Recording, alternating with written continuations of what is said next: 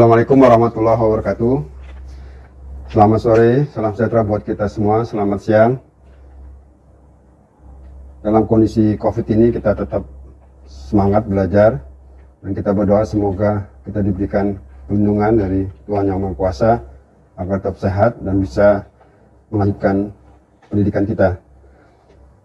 Pada kesempatan ini saya mendapat tugas, saya Dr. Basuki Supartono dari bagian Departemen Bedah FK UPN Veteran Jakarta, diberi tugas untuk menjelaskan sedikit tentang prosedur penyuntikan.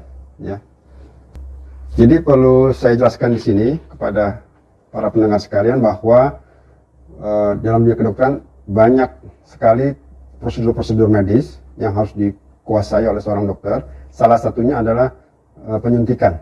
Nah, penyuntikan ini merupakan salah satu rute yang harus dilalui karena ada beberapa rute pemberian obat kepada pasien. Salah satunya diantara adalah injeksi intramuskuler. Seperti kita bisa lihat pada gambar ini, ada beberapa rute yang bisa diberikan oleh dokter kepada pasien. Salah satunya adalah yang merah ini adalah pemberian intramuskuler. Ya. Nah, apa sebetulnya definisinya? Jadi prosedur injeksi adalah suatu prosedur medis yang memasukkan suatu bahan obat ke dalam tubuh manusia dengan menggunakan suatu alat yang namanya jarum. Sebentar. Dengan menggunakan satu alat, ini adalah jarumnya, bisa saya buka di sini.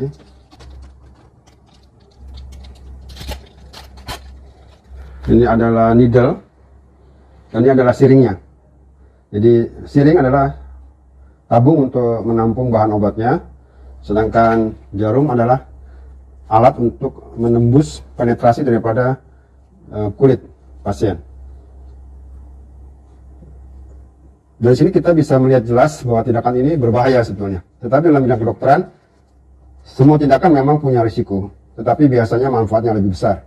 Oleh karena itu tugas kita sebagai dokter adalah meminimalisir risiko supaya manfaatnya dirasakan oleh pasien. Oleh karenanya diberikan suatu pelatihan buat kita, buat para calon dokter dan kita semua untuk menguasai prosedur ini dengan sebaik-baiknya agar tindakan ini bisa aman buat pasien. Nah, perlu saya ingatkan, ini gambar yang harus diingat oleh kita semua. Ada penampang kulit di sini. Ini adalah lapisan kulit. Ini adalah epidermis, dermis, dan subkutan. Pada prinsipnya bahan obat bisa kita masukkan ke dalam kulit dari sini. Juga kita bisa masukkan di bawah kulit, yaitu di bawah jaringan lemak, dan juga bisa ke bawah ke otot. Tetapi bisa juga dimasukkan ke dalam pembuluh darah, baik itu pembuluh darah vena yang biru ini maupun pembuluh darah arteri yang merah ini. Oleh karenanya kita harus hafal struktur anatomi tubuh manusia ini supaya kita bisa pasti kemana sampainya bahan obat ini dalam tubuh pasien. Jadi kalau intradermal, bisa dilihat di gambar ini, adalah ke dalam kulit. Ya. Sedangkan subkutan itu menembus sampai di bawah kulit. Jadi sampai ke lemak ini. Sedangkan intramuskuler sampai ke otot yang merah ini. Dan kalau intravena itu masuk ke pembuluh darah venanya. Begitu. Oke. Jadi mari kita mulai langsung kepada prosedur penyuntikan ya. Pada prinsipnya semua prosedur harus dilakukan dengan sebaik mungkin. Yang pertama harus ada persiapan, yang kedua pelaksanaan prosedur, yang ketiga evaluasi pasca prosedur. Perlu saya ingatkan di sini bahwa semua tindakan bedah itu mengandung risiko. Salah satu risikonya adalah terjadi shock anafilaktik. Oleh karenanya sebelum kita melakukan tindakan penyuntikan harus disiapkan antidotumnya. Karena kita harus menganggap sewaktu-waktu bisa terjadi shock anafilaktik. Apa itu? Adalah adrenalin. Jadi nanti kita pastikan bahan-bahan itu sudah siap. Kemudian juga perlu ditekankan bahwa setiap tindakan prosedur medis harus dilakukan evaluasi sebelum dan sesudah tindakan. Itu. Yang ketiga, karena ini tindakan yang sangat harus dijaga sterilitasnya, oleh karena kita mesti pastikan semua itu steril, baik dokternya, juga tempat yang akan disuntik oleh di pasien itu, kemudian alatnya juga harus steril, dan bahan obatnya harus steril. semua tindakan-tindakan yang kita lakukan di sini adalah untuk menjamin bahwa tidak ada kontaminasi kuman, mikroba atau bakteri lainnya yang masuk ke dalam tubuh manusia. Karena itu sangat berbahaya, bisa menimbulkan komplikasi, misalnya infeksi, abses, sepsis, bahkan terjadi yang berbahaya adalah shock anafilaktik. Oleh karenanya, pastikan para kita dokter bahwa semua sudah kita antisipasi sebelum kita melakukan prosedur. Pada prinsipnya, persiapan yang harus dilakukan adalah persiapan alat dan bahan. Kemudian persiapan diri kita sendiri, dan ketiga persiapan pasien. Nah, kita akan tunjukkan beberapa alat dan bahan yang harus disiapkan. Di dalam persiapan alat dan bahan, termasuk juga di sini adalah ruang atau alat untuk melakukan cuci tangan buat dokter ya. Dan ini mesti dipastikan airnya mengalir. Kadang-kadang kita ada wastafel, airnya tidak mengalir ya. Kita pastikan air mengalir kan. Kemudian kita pastikan ini ada sabunnya. Kadang-kadang ini nggak ada sabunnya, jadi kita pastikan. Nah, berarti sabunnya keluar. Ya. Kemudian kita pastikan ada kering, ini kertas kering. Ini mohon maaf ada kabel jadi nggak bisa jauh ke sana. Dan ini handuk, ya nggak dibutuhkan. Kemudian kita siapkan juga, tadi dikatakan bahwa penyuntikan ini membutuhkan alat, yaitu alat yang langsung adalah ini namanya needle, jarum, dan ini adalah syring, volume tabung untuk menampung bahan obat. Perlu saya jelaskan di sini tentang masalah tabung atau syring. Ini yang 1 ml. Ini 1 ml bisa dilihat. Ini biasanya dipakai untuk penyuntikan yang intrakutan atau intradermal. Biasanya yang tabungnya 1 ml karena memang kebutuhannya tidak banyak ya. Nah, tapi kita juga bisa memilih tabung yang lebih besar. Ini yang 3 ml. Ya. Oke. Ada juga yang 5 mili, ada juga yang 10 mili, ada juga yang 50 mili syring ini. Nah, ini yang 10 mili, 10 mili. Ya, ini tabungnya 10 mili. Ini yang 5 mili ya, tabungnya 5 mili ya. Oke. Nah, perlu saya jelaskan di sini ya.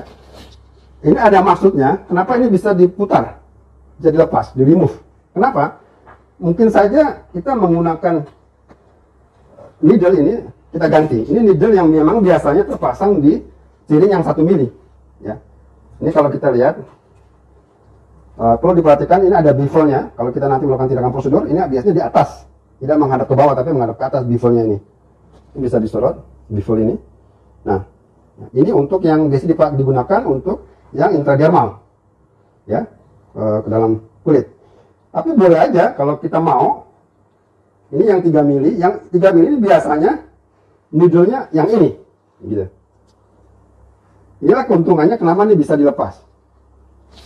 Boleh saja kita menggunakan tabung yang 3 mili dengan needle yang 1 mili ini. Kenapa? Mungkin pada bayi yang takut, kita mau suntik sukutan, karena ini biasanya digunakan untuk sukutan, tapi anak-anak bayi khawatir disunat kelihatan besar, kita pakai needle yang kecil. Karena sukutan biasanya digunakan juga untuk tindakan bis lokal pada sirkumsisi atau kita. Ini gunanya, ini bisa dilepas, ditutup. Ya. Pun nanti kalau kita membuang sebagai ini disposal, ini harus ditutup. Ya, jangan sampai terbuka. Ya, kita lihat ini, saya balik. Ini biasanya ini di sini saya putar. Jadi panjangnya ini tertentu dan nomornya tertentu. Ada ini 23, nanti ada 24, 25, 26, 27. Makin besar nomornya itu, dia makin kecil lubang bevelnya tadi itu. Nah, sekarang kita buangnya itu tertentu, ya. Mungkin ketika masa lalu dibuang ke tempat khusus dipisahkan, tapi sekarang dengan prosedur kesehatan lingkungan yang baru itu ada box khusus. Jadi kita biasanya langsung kita buang semuanya. Kita nggak perlu membuka. Ini dimasukkan ke sini, ini tempat yang berbeda enggak. Sekarang prosedur lingkungan itu nggak usah diputar, masukkan aja semua ke dalamnya, gitu ya. Gitu. Oke. Ini alat selain itu kita periksa juga alat yang lain, ya. Sudah saya jelaskan. Kemudian bahan-bahan obatnya. Nah, bahan obat biasanya dimasukkan di dalam suatu tabung. Ada 2 jenis biasanya dalam bidang kedokteran itu. Ada yang berbentuk ampul, ada yang berbentuk file. Ini berbentuk file, ya. File. Ya, ini berbentuk ampul. Kalau berbentuk ampul nanti memecahkannya ada alatnya biasanya. Tapi kalau nggak punya, kita bisa pakai pegang dengan kasa.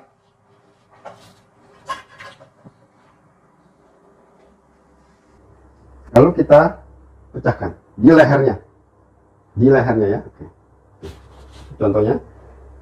Sedangkan kalau kita menggunakan file, ini sudah terbuka, aslinya ini tertutup. Kalau tertutup kita tidak boleh dengan tangan, kita dengan suatu alat klem, bisa dibantu. Klem, kita pegang tutupnya ini, kita putar supaya terbuka. Setelah itu kita bersihkan dengan desinfektan. Ini sebagai contoh saja, masukkan desinfektan sini, kita bersihkan. Baru kita masukkan nanti needle-nya ke dalam ini dan kita sedot. Gitu. Nah, sebagai contoh,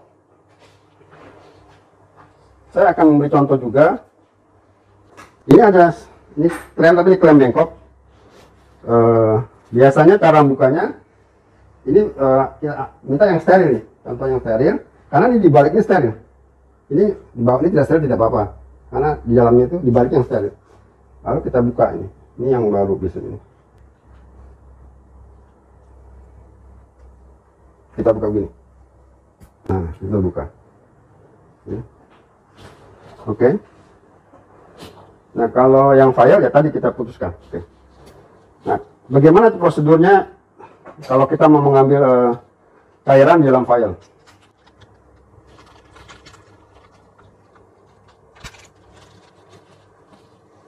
Ini yang ada bubuknya, ini berarti nanti dicampur dengan satu pelarut ya.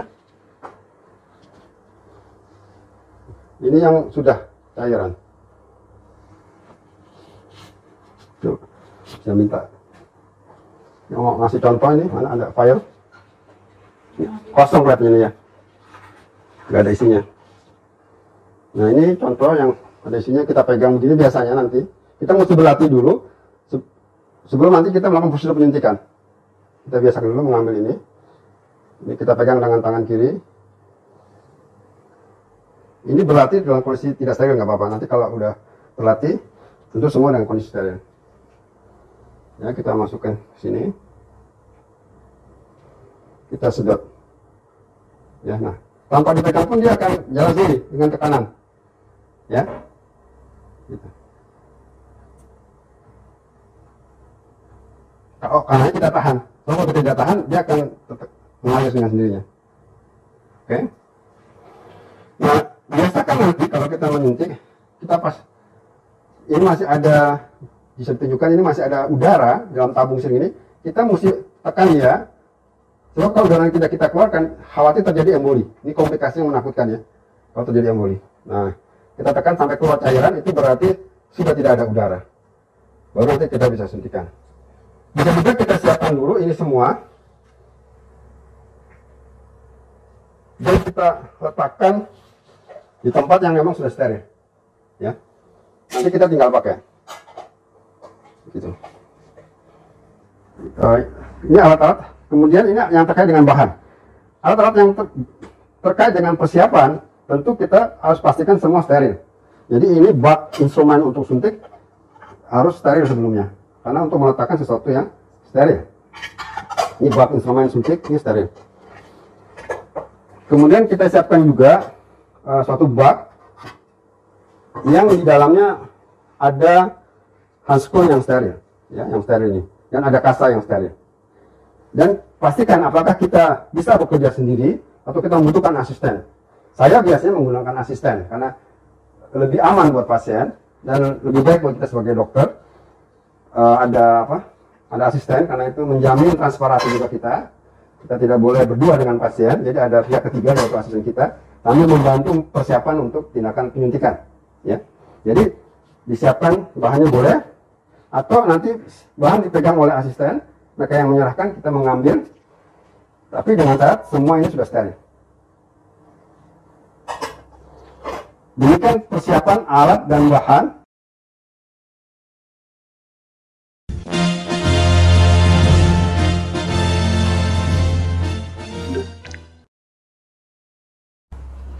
Saya lanjutkan, persiapan yang cukup penting adalah pengambilan informed consent.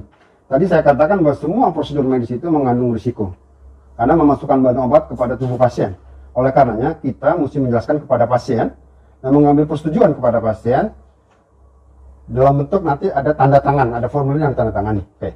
Saya akan beri contoh kepada kita semua bagaimana pengambilan prosedur ini.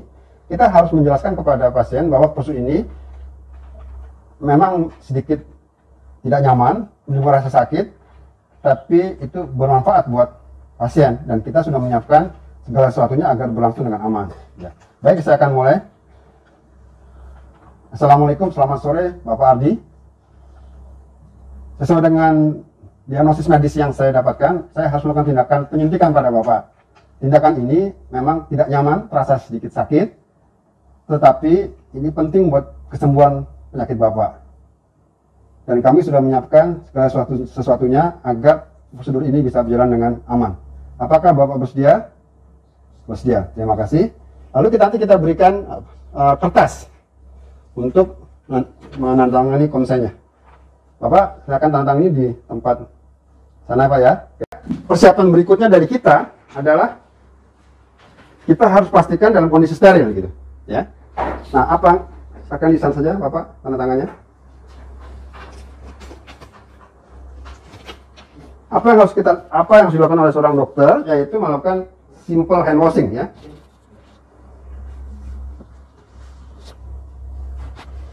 Jadi kita melakukan prosedur simple hand washing. Biasanya setiap rumah sakit sudah ada prosedurnya ya. Saya akan berikan contoh sedikit. Ya, kita cuci dulu tangan kita. Kita ambil sabun.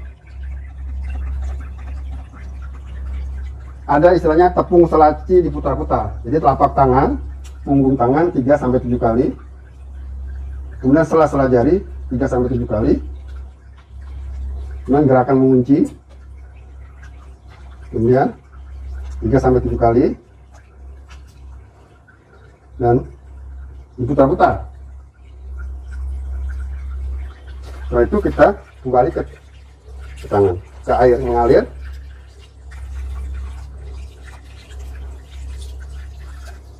Dan kita tutup. Nah, kita pindah ke ruang sini untuk mengambil, mohon dibantu dibuka, ini sudah bersih. Nah, karena masih basah, biasanya di ruang praktek dokter langsung mengambil handuk itu, tapi saya pakai standar yang lebih tinggi, yaitu kita ambil kasa steril untuk membersihkan tangan kita. Ini pasti lebih steril tangan kita. Kita keringkan. Seharusnya ada handuk steril juga. Ini prosedur yang lebih baik dengan handuk yang steril. Kita buang ke ini sampah medis ya. Kita buang ke sampah medis. Oke. Kalau kurang kering kita bisa kasa steril.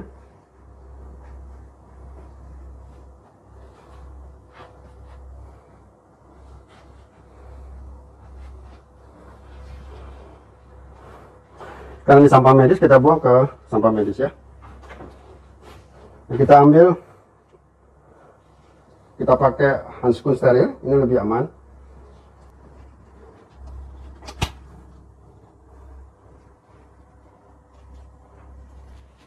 Nanti saya butuh bantuan asisten untuk mengambilkan jarum dan bahan yang steril.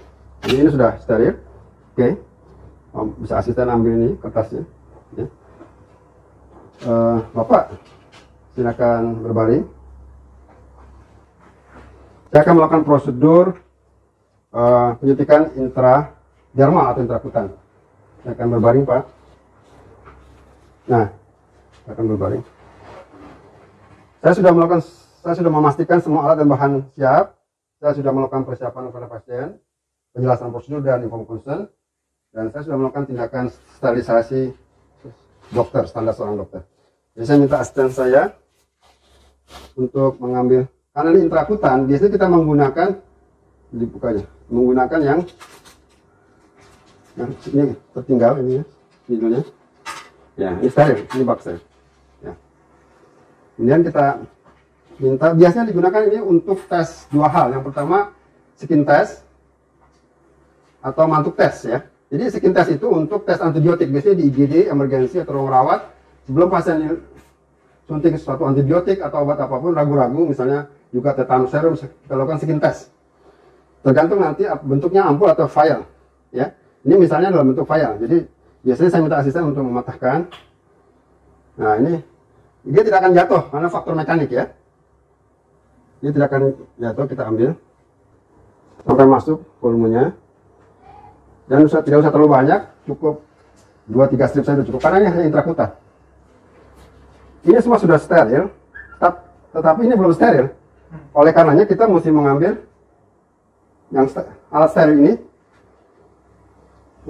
Biasanya kita lakukan tes kutan ini, ya, intrakutan pada lengan bawah bagian volar. Jadi silakan, ya, di lengan bawah bagian volar, mungkin asisten bisa bantu memegang. Ya, harus dilakukan tindakan aseptis. Ini standar prosedur. Kita buang ke sampah medis, ya. Ke sini, oke. Nah, ini pastikan bevelnya ini. Nah, lalu kita ambil, kita masukkan ke intrakutan. Sakit Pak, ya. Oke. Setelah masuk, tandanya masuk biasanya ini menggelembung, ya. Nanti bisa dilihat di gambarnya yang menggelembung itu. Dan untuk melihat respon tindakan ini sudah on, jadi kita letakkan ke tempat yang on, ya. Kita berikan tanda, ya. Tanda di sini tergantung, kalau antibiotik ini 2,5 cm gitu. Ini nggak nyata, ini pakai spidol langsung sini, ya. Nah, gitu. Nah, kalau skin test kita bisa lihat responnya setelah 15 menit, tapi kalau mantuk test kita tunggu 2-3 hari, ya. Ini intrakutan. Sekarang tindakan untuk subkutan, ya. Kita juga harus melakukan hal yang sama.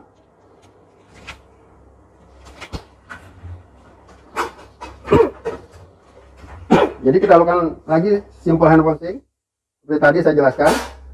Kemudian kita pakai handuk, kemudian kita pasang handuk steril, ya.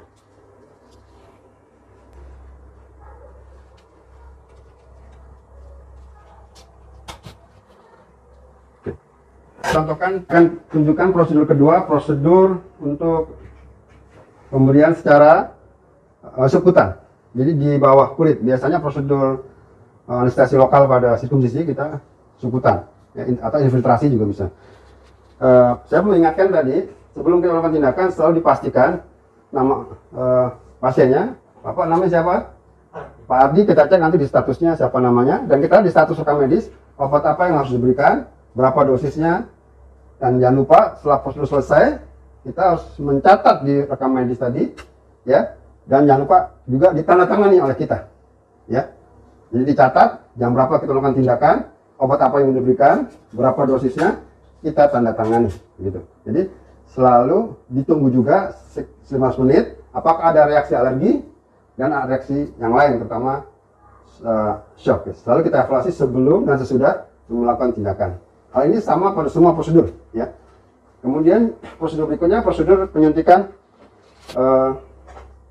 subkutan. Prosedur persiapannya sama dengan yang intramuskuler, persiapan alat, bahan, dokter, dan sekarang pasiennya. Kita tetap mesti menggunakan yang steril, ya, untuk membersihkan daerah yang kita akan lakukan penyuntikan, ya.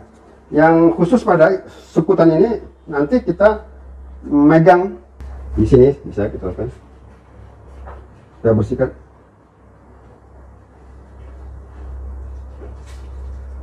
Biasanya tuh kita cubit sedikit, ya, supaya kita bisa masuk ke subkutan. Jadi di bawah kulit sekitar daerah lemak, ya.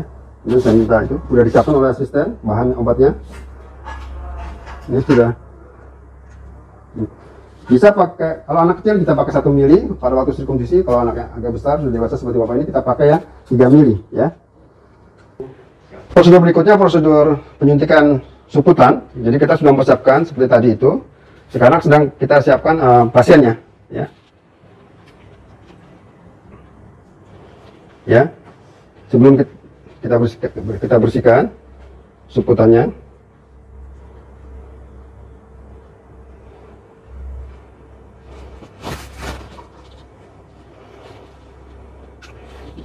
Karena seputan volume yang masuk bisa lebih banyak ya, jadi kita tuang gini, dia tidak akan turun karena faktor mekanik ya.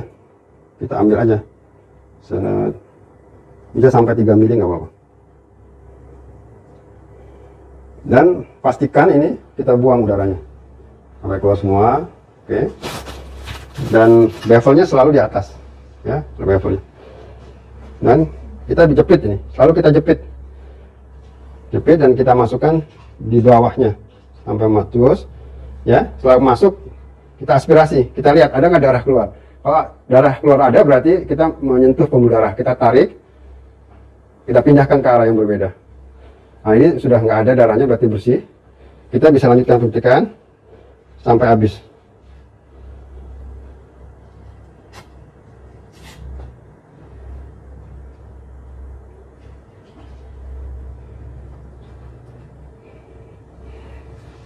Ya, ini habis gitu. Oke.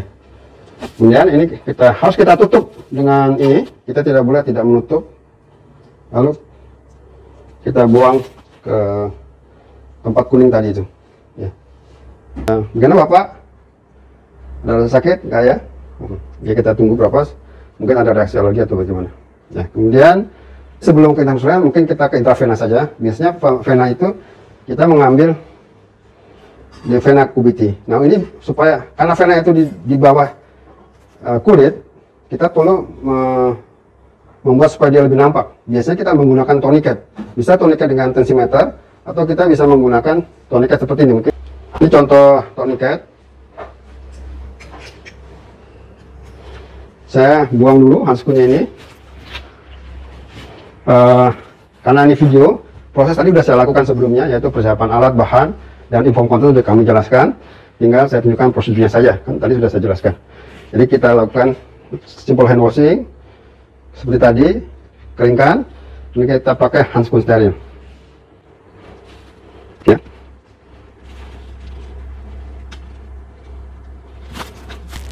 Karena ini sudah steril, kita bisa pegang ini bebas ya.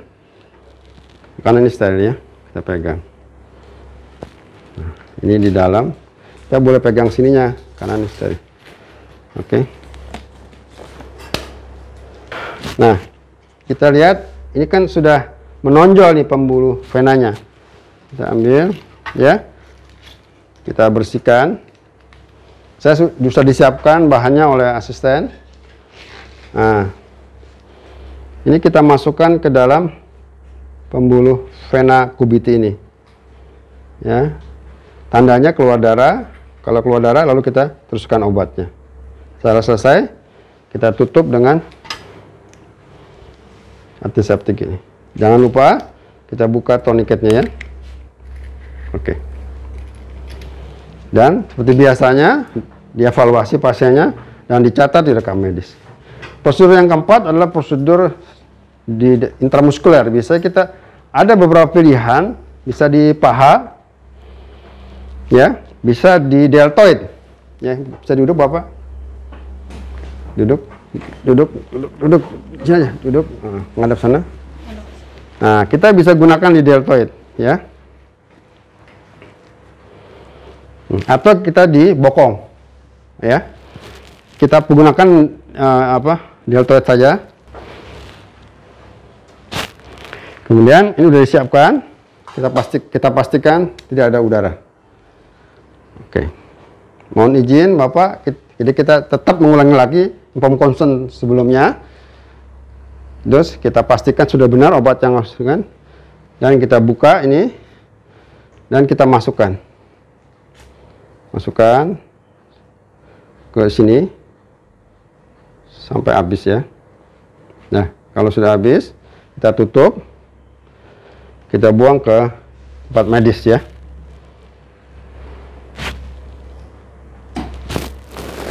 Dan kita cek, takut ada pendarahan. Kalau nggak ada ya sudah. Terima kasih Bapak. Kita tunggu di luar ya. Oke. Baik. Demikianlah para hadirin sekalian, para pemirsa, telah kami jelaskan prosedur medis tindakan suntik, mulai dari persiapan, kemudian pelaksanaan, dan sesudahnya. Bila ada saran dan kritik, saya persilakan untuk mengirim email ke Dr. Basuki Supartono di Departemen Bedah FKUPN.